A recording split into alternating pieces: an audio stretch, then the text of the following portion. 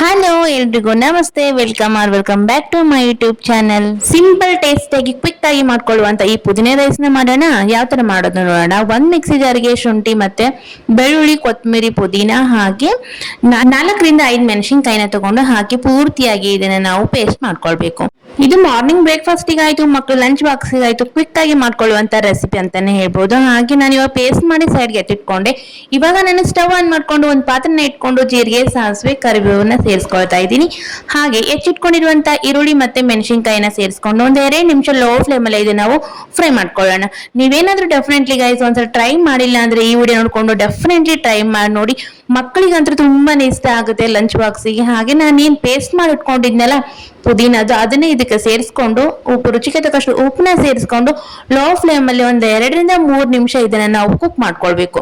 ಈ ತರ ಟ್ರೈ ಮಾಡಿಲ್ಲ ಅಂದ್ರೆ ಡೆಫಿನೆಟ್ಲಿ ಗೈಸ್ ಒಂದ್ಸಲ ಟ್ರೈ ಮಾಡಿ ನೋಡಿ. ಟೇಸ್ಟ್ ಅಂತೂ ನೆಕ್ಸ್ಟ್ ಲೆವೆಲ್ ಗೆ ಬಂದಿರುತ್ತೆ ಅಂತಾನೆ ಹೇಳ್ತಾ ಇದ್ದೀನಿ. ಸೊ ಹಾಗೆ ಇವಾಗ 2 ನಿಮಿಷ ಕುಕ್ ಮಾಡ್ಕೊಂಡು ನಾನಿವಾಗ ವೈಟ್ ರೈಸ್ ನ ಸೇರಿಸ್ಕೊಳ್ತಾ ಇದ್ದೀನಿ. ಬಿಸಿದಾದ್ರೂ ಹಾಕೊಳ್ಬಹುದು, ಇಲ್ಲ ತಣ್ಣಗಿರೋದಾದ್ರೆ ನೀವು ರೈಸ್ ನ ಹಾಕೊಳ್ಬಹುದು. ನಿಮ್ಗೆ ಯಾವ್ದು ಇಷ್ಟ ನೋಡಿ ಅದನ್ನ ನೀವು ಸೇರಿಸ್ಕೊಳ್ಳಿ.